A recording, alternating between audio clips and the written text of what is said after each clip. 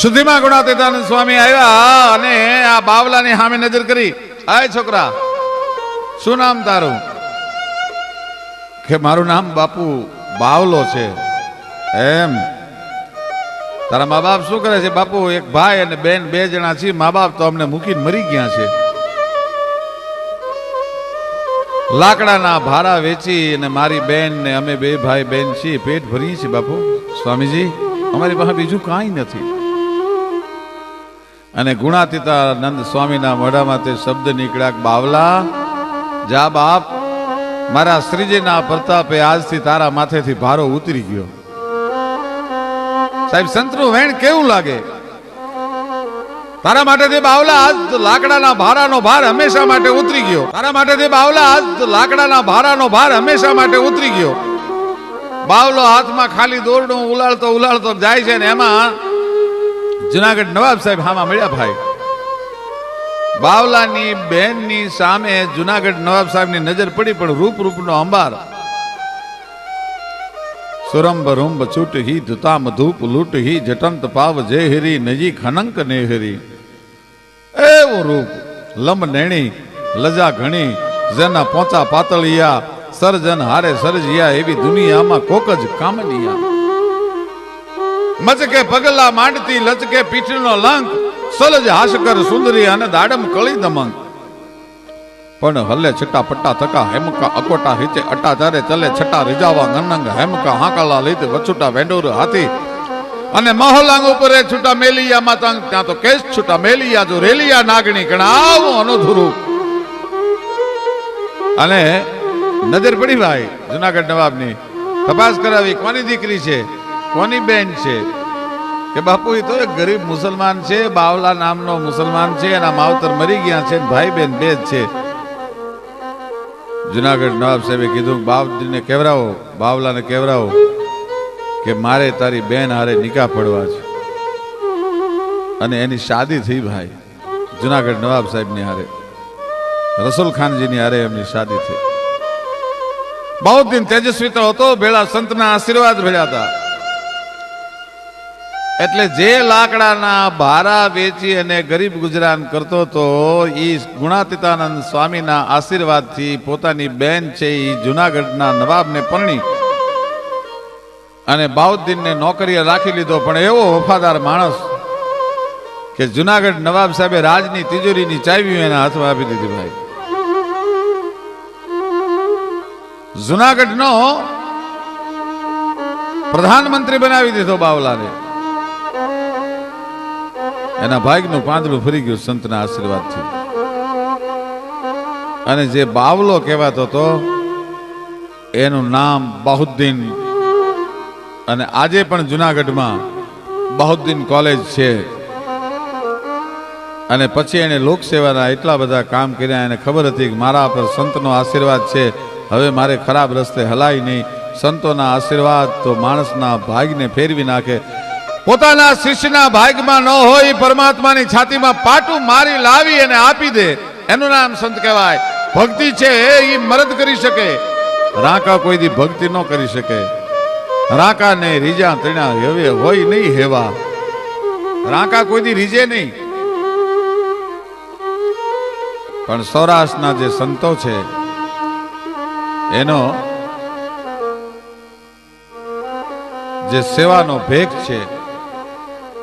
એકવાર યમ છે, શ્રાવણ મહિનામાં યમુનાની બાજુમાંથી નીકળ્યો, પોતાની બેન યમુના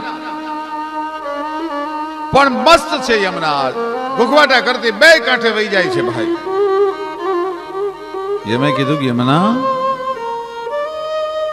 હે યમુના, સામું ન જોયું, જવાબ ના આપ્યો. યમુના, હું તને કહું છું, બોલી નહીં, કારણ કે પોતે મસ્ત છે, આ જોબનવંતી બની ગઈ છે. લોઢરા ઘુઘુવા જાણે ગીતરના જકોળા લાગા સાગરા મંડપે હાલ્યા ઝાનરા સમાગ. લોઢ લાગી ગયા છે યમુનાના, પૂર મસ્તીમાં છે. ભીલ બની અને યમે બાણ ઠપકાર્યું. ચમત્કારો સર્જવા વાળાને કાળ ખાઈ ગયો છે, પણ સૌરાષ્ટ્રના સેવાના ભેખદારી સંતો જે છે ગાવડીઓની સેવા કરી, ગાયોના લાલન પાલન કર્યા, ગાયોના વાસીદા કર્યા અને ગરીબની સેવા કરી. જો સહી દુઃખ પર છિદ્ર દુરાવા, બંધનીય જય જગ જસ પાવા. જો સહી દુઃખ પર છિદ્ર દુરાવા, બંધનીય જય જગ જસ પાવા. હાથમાંથી તરવાર મૂકીને માળાનો બેરકો હાથની માલમાં લઈ અને જે સંતો નીકળ્યા એવા એક કાઠી સંતની વાત. સેવા ના ચમત્કારને જગત ખાઈ નથી શીખ્યો, કાળ ખાઈ નથી શીખ્યો. ચલાલાની સુપ્રસિદ્ધ જગ્યા આપા દાના છે, આપા વિહામણ છે, પાળિયાદની જગ્યાનો પીર. નાનો એવો ગીગડો પણ ભેળો છે, સત્તાધારનો ગાદીપતિ આપો ગીગો. એ ત્રણેય જણા ઘોડીની ઉપર સવારી કરીને વયા જાય છે અને એમાં મેઘલી રાત જામી છે. એક દીકરી નો કણસવાનો અવાજ સંભળાનો.